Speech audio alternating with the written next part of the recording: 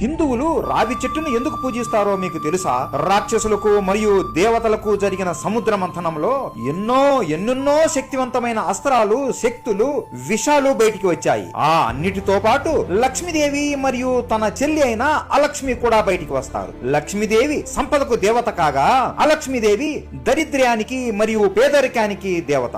విష్ణువు లక్ష్మీదేవిని చూడగానే ప్రేమలో పడిపోతాడు. నన్ను వివాహం చేసుకుంటావా అని లక్ష్మీదేవిని అడిగి వివాహం చేసుకుంటాడు. ఇదంతా అలక్ష్మీదేవి చూసి నా సంగతి ఏంటి అని బాధపడుతుంది. లక్ష్మీదేవి విష్ణువుతో, స్వామి, నా చెల్లికి కూడా మంచి సంబంధం చూసి వివాహం చేద్దాము, ఇది మన బాధ్యత అని కోరుతుంది. దానికి విష్ణువు నవ్వుతూ, ఈ అలక్ష్మి చాలా పెద్ద సోమరిపోతు, ఈమెకి తగిన వాడిని చూడడం అంటే చాలా కష్టమే, కానీ ప్రయత్నిద్దాం అని అంటాడు. ఆ రోజు నుండి లక్ష్మీదేవి తన చెల్లి కోసం మంచి వ్యక్తి కోసం వెతుకుతూ ఉంటుంది. చివరికి ఒక మహర్షిని చూసి ఇతనే నా చెల్లికి తగిన భర్త అని అనుకుంటుంది. ఎందుకంటే ఆ మహర్షి ఎప్పుడూ ధ్యానంలోనే ఉంటాడు. అలక్ష్మీదేవి సోమరితనాన్ని ఈయన అస్సలు పట్టించుకోడు అని అనుకునేది. విష్ణువు అలక్ష్మితో మరియు ఆ మహర్షితో మాట్లాడి వారిద్దరికి ఘనంగా వివాహం చేస్తాడు. ఆమె దరిద్రం ఎలా ఉంది అంటే, మహర్షి ధ్యానం చేయడానికి నీరు కావాలి అని అడిగినా కూడా ఆమె తేలేకపోతుంది. ఏ పని చెప్పినా ఆ పని సరిగ్గా చేయలేకపోతుంది.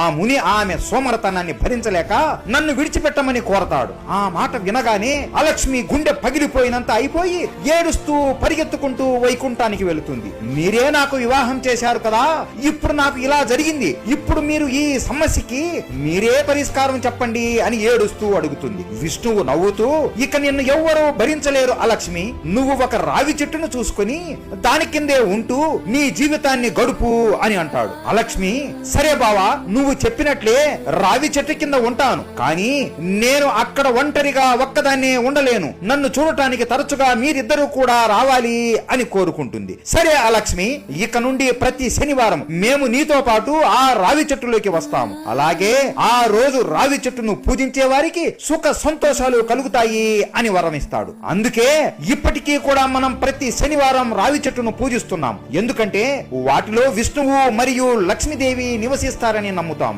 విష్ణువు అంటే మీకు ఇష్టమా? ఉంటే ఓం నమో భగవతే వాసుదేవాయ నమః అని కామెంట్ చేయండి.